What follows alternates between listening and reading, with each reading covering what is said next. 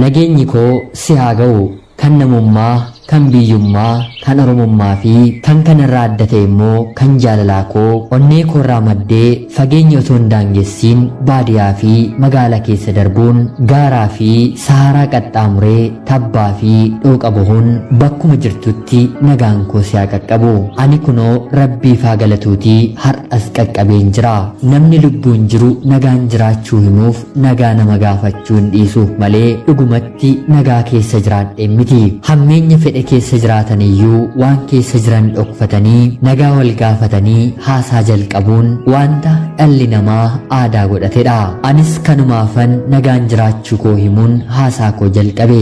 Bakka irraa jalqabuu fi akka ittiin jalqabu hin beeku. Ta'uyyuu onneen koo akka timbeerii darbaa elektirikaa osoo na naannoftuu sombi koo akka qeerransa kuruphee qabuuf fiiguu osoo hafuurri adda na cituu harki koo akka jenereetira elektirikiin kaa'amee osoo na hollatuu ija koorra akka gaala dallanee osoo imimmaan xip na jedhuu siif barreessuuf hin dirqame. Waa'ee kee jalqabarraa kaasee miti qixxa lamaan irraa iyyuu kaasee yoon barreessee siif hin xumuru. Akka garaa koo naaf ta'e otoo hin taane akka gaaraa ta'ee mataarra tuttuqaa yoo yaali malee siif barreesseen xumuruu hin danda'u. Galaana gadi fageenyi isaa hin beekamne kan fiixeen isaa hin mul'anne kan gubbaan isaa calaqqisu malee wanti keessa isaa jiru daddafiitti hubachuun nama rakkisu bidiruutu galaanicha keessa jira jedhee abdiidhaan keessa seene. Bidirichis akkuma ani keessa seeneen na hin garagalchine. Na simachuudhaan iddoo taa'umsa filatamtuu naaf laatee bareedina galaanichaa akka gaariitti na daawwachiisaa soora qalbii galaanicha keessa jiru qusannoo malee naaf laataa imala isaa bifa tasgabbaa'aa fi haala abdii qabeessa natti horuun ana waliin imaluu eegale. Galaanicha fiinxee kaasee hamma walakkaasaatti miira abdii guutameen imala keenya akkuma gaariitti itti fufne. Ana isa bidiruu sana keessa jiru miti warra fageenya irraan nu ilaaluun imalli keenyi kun osooma isaan hawwatuu yeroo dheeraadhaaf bidiruu kana keessa turreerra. Haa ta'utii garuu osoo kanaan jirruu turtii yeroo dheeraa booda bidiruun kun otuma ani irra jiruu gatantaruu hohollachuu jalqabe. Ofirraa na darbachuuf baay'ee carraaqus obsa horadheen bidiruu kana keessa taa'uun filadhe. Bakka kanatti bidiruu kanaan darbatamee jennaan hireen ani qabu of dhabuu qofa waan ta'eef taateen irra ga'u hunda ciniinnadhee obsuun imala koosoo addaan hin muriin waliinan adeeme. Bidiruun kun duraan ana malee imaltuu biroo ofirraa hin qabu. Haa ta'utii garuu osooma adeemuu imaltuu biraa karaarraa osoo ani ija kootii hin argiin ofitti dabalee ture. Bakki teessumaas yoo bifa wal daddarbuu fi walitti ceella'uun taa'amaa ture malee miira gammachuutiin iddoon taa'amu bakkuma tokko qofaa ture.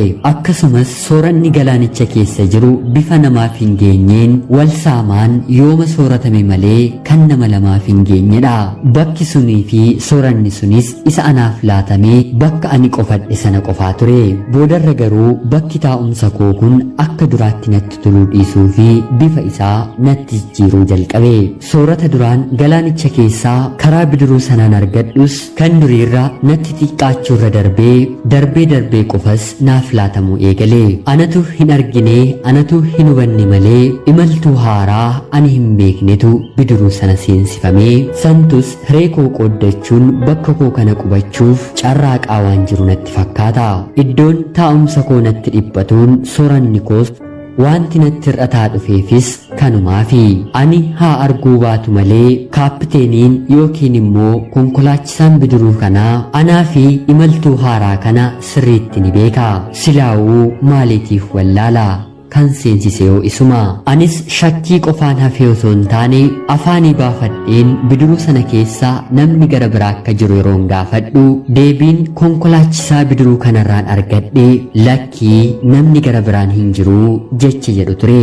Deebiinsaa lakkii ta'us bidiruun kuni garuu ni daddarbachuu isaa hin dhiisne. Daranuu darbaa natti hammeessaa dhufe.